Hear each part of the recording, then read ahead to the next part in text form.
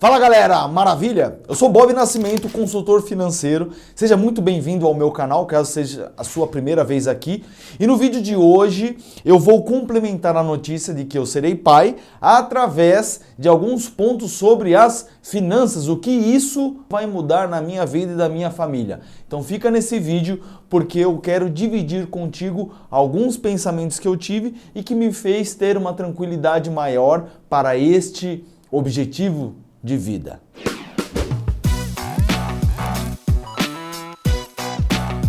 Eu quero começar derrubando um mito aqui, que eu escutei na fase da infância, da adolescência e início da fase adulta. Se você fizer conta, você não tem filho. Baita balela. Quem disse isso, ou quem criou isso, ou quem espalhou isso por aí, possivelmente era alguém incompetente em gerir as próprias finanças, ou melhor, terceirizou a própria incompetência e responsabilizou o filho por conta disso. Balela, isso não existe. E se fizer conta você não tem filho. Para com isso não existe. Voltando agora aos números que eu quero te apresentar a você e alguns pensamentos que eu tive desde que eu soube que a Luli, minha esposa, essa daqui, estava grávida. Primeiro pensamento que nós tivemos ao decidir que gostaríamos de ter um neném, de ter um filho, foi, qual é o formato de trabalho que eu tenho e qual o formato de trabalho que a Luli tem. Se tratando de mulher e quem vai gestar, significa que essa pessoa possivelmente ela ficará afastada ou um pouco antes, ou bastante antes, ou depois após o nascimento do filho. Minha esposa ela é professora de pilates, de yoga e personal e terapeuta. Puta, é tudo personal, eu acho que eu falei a mesma coisa, né? Mas enfim, minha esposa é personal, professora de yoga, professora de pilates e terapeuta. Acho que eu disse a mesma coisa, realmente, ela tem essas 4 funções aí. Sendo assim, ela é autônoma, ou seja, ela ganha de acordo com o trabalho e as aulas que ela dá. Se ela estiver na gestação, possivelmente implicações aí naturais ou incômodos podem ocorrer fazendo com que ela não dê essas aulas. Se ela não dá as aulas, o que acontece? A receita, a renda da minha esposa cai. Então nós nos programamos com relação a isso. Qual foi o tipo de programação eu aqui, o racionalzão aqui fez? Eu pensei lá, se minha esposa zerar a renda dela, eu consigo manter a nossa casa? Se a minha esposa, a partir do 3º, 4º, 5º mês, não puder trabalhar, não no 9º mês, eu não fiz a conta lá no 9º, eu fiz logo no início da gestação. Se ela não puder trabalhar, como que vai ser? Então a gente se programou com relação a isso, a gente fez uma reserva justamente para poder passar por isso. E o que atualmente está acontecendo, o que a gente também não previa, era a questão da pandemia e que isso impactou também na nossa receita. Então a primeira dica que eu deixo aqui: se um dos dois deixará de ter renda, ou porque é autônomo, ou porque depende de um variável aí, isso tem que ser colocado na conta. Como é que se coloca na conta? Desde sempre, desde o início desse canal, eu sempre dividi que uma planilha de fluxo de caixa, o que entra e o que sai, é extremamente importante. E aí quando você coloca no fluxo de caixa, vai ter diminuição ou não da receita de uma das pessoas do casal, ou se você é mãe solo ou pai solo, o que vai impactar isso na tua vida também, beleza? O próximo ponto não é uma dica, mas uma informação. Eu peguei no site Dinheirama com uma provisão de quanto que um filho pode custar de acordo com a classe social e claro, o quanto que ele custa de acordo com a cidade que você vive. Só para você ter ideia da responsabilidade que você tem. Isso é importante, porque não é só assim, eu quero ter um filho e por aí vai. Pelo menos eu penso dessa forma.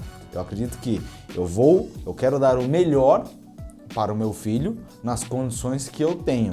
E isso também implica não só no amor, no carinho, mas também implica na parte financeira. Então vamos aos números, eu peguei uma cola aqui, tá? Famílias que ganham até R$2.000 por mês gastam R$54 mil do zero até os 23 anos de vida de um filho. E aqui por que está os 23 anos? Na minha opinião, uma criança ou chamada adolescente, ele vai até os 26, 27 anos, ainda dependendo dos pais de alguma forma ou de outra. Antigamente, por exemplo, os meus pais e talvez os seus pais, aos 18, 19, 20 anos já estava morando sozinho, estava tendo o primeiro filho, o que mudou bastante atualmente, beleza? Dando continuidade, quem tem renda entre 2 e 6 mil reais, o valor passa para 400 mil reais nesse mesmo período de 0 a 23 anos. Aí subindo mais duas classes, de 6 mil, famílias que ganham entre 6 e 25, chegam a quase 1 milhão de reais com as despesas dos filhos.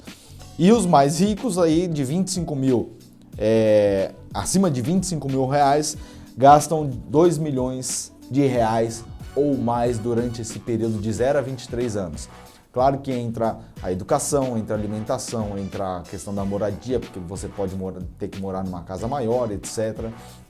Além de brinquedo, além de cursos extracurriculares, além de serviços que podem demandar aí por conta de uma criança, como babá, como diarista, enfim, tem uma infinidade de gastos, o céu é o limite com relação a filhos. Só que o que eu quero trazer com relação a essa informação, e aí é também uma opinião minha, você vai fazer o que tiver ao seu alcance. É isso, meus pais eles fizeram o melhor com o que eles tinham na nossa época lá, na década de 80, década de 90. E eu e meu irmão, a gente é muito grato por isso. O que você vai fazer, eu acredito que você também dará o melhor. Só que antes de uma criança nascer, antes de falar, pô, vamos ter filho, antes de arrancar o anticoncepcional, antes de tirar a camisinha, etc., eu acredito que essa responsabilidade financeira, ela é importante. E eu, quando eu olho esses números aqui, isso pelo menos não me assustou, porque era um sonho que eu tinha junto com a minha esposa. Então, pense você aí com os seus botões, com a tua família, com a tua esposa e com o teu esposo, se faz sentido, se é o que vocês querem. Não simplesmente pense... Não é a ordem natural da vida, eu tenho que ter filho e tudo mais. Eu sei que agora eu tirei um pouco a parte financeira de lado e falei mais como um amigo, mas é o que eu penso aí. E caso isso faça sentido, deixe seu comentário aí se você concorda ou se você discorda a respeito disso. Terceira dica que eu tenho para te dar é a questão do parto. Em média, caso você não saiba e caso você esteja sabendo que a tua esposa ou vocês estão grávidos aí, hoje você tem 9 meses para entender se, beleza, o teu plano de saúde vai cobrir tudo, o hospital, o parto, se vocês vão querer ter o parto com algum médico específico, e aqui eu tenho um número para passar, tá? Em média, estou trazendo o número de São Paulo. Um parto irá custar de forma particular de 10 a 32 mil reais. Se o teu plano de saúde cobre, então possivelmente você não terá esse custo. O ponto é, aonde vocês estão passando, seja o médico, seja o hospital, pesquisem isso. Pesquisa se isso está coberto pelo plano de saúde. Não espera chegar lá no 7º, 8º mês para descobrir que talvez vocês vão precisar de 10, 15, 20 mil reais a mais para cobrir essa despesa à parte. Então esse é um outro ponto muito importante. Pô, a gente tem plano de saúde? Putz, não tem. A gente vai ter filho por onde? São esses pontos também que eu acredito que fazem diferença. E aqui, como é um canal de finanças, eu sei que tem a parte emocional, que apesar de falar um pouco, eu estou falando exatamente da parte financeira. Porque lembra o mito que eu comecei, que eu iniciei, que eu quis derrubar e derrubei lá no início do vídeo sobre se você fizer conta você não tem filho? Exatamente o fato de você já entender o quanto custa, entender o que pode estar provisionado para o futuro, isso faz com que você, tua esposa, teu esposo, cheguem preparados, sem ter nenhum tipo de frustração para chegar e falar, puta, olha, o moleque já tá me dando despesa aqui. Então isso é o que eu acredito ser muito importante. Quarta dica que eu acredito ser importante é, se você não contratou um seguro de vida, contrate. Agora, essa pessoa que está para vir, ela é uma das pessoas, se não a mais importante da tua vida. E claro que você vai querer dar o melhor para ela da parte emocional, poder acompanhar, só que existe a parte financeira também. Se você é responsável por pagar a educação, a saúde, a moradia, a alimentação dessa pessoa, se amanhã ou depois você tiver qualquer problema financeiro por conta de um motivo de força maior, um acidente, doença, ou você simplesmente ir embora desse plano astral, o seguro de vida ele pode sim ser um backup financeiro para o teu filho, para que você possa deixar pelo menos, digamos, o básico ali para que ele possa dar continuidade. Caso você não saiba ou você não tenha alguém, um pai ou uma mãe que precocemente vai embora antes da independência do filho, né? Independência dos pais de um filho, de uma filha, a parte financeira fica muito impactada. Então o seguro de vida ele serve para isso também. Então se você vai ser pai, se você vai ser mãe e você não tem, eu recomendo você ir atrás de um bom seguro de vida, porque agora a sua responsabilidade financeira aumentou ainda mais. Então, como você pode notar, são algumas dicas, recomendações prévias, porque eu estou exatamente na fase prévia. Eu não posso falar, meu filho não nasceu, eu não posso te falar, olha, agora a gente está gastando isso, aquilo. Eu estou te falando tudo que passou nas conversas que eu tive com a Luli a respeito do nosso filho. Todos os gastos que podem surgir ou que não vão surgir, a questão do plano de saúde, a questão do seguro de vida, tudo que eu estou dizendo aqui é o que eu pratiquei na minha vida, é o que eu conversei com a minha esposa e eu estou dividindo com você para que você possa fazer esse tipo de análise.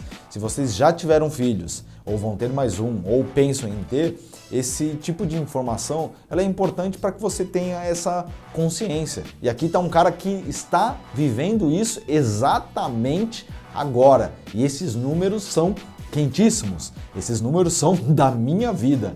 Então eu espero que esse tipo de informação tenha te agregado.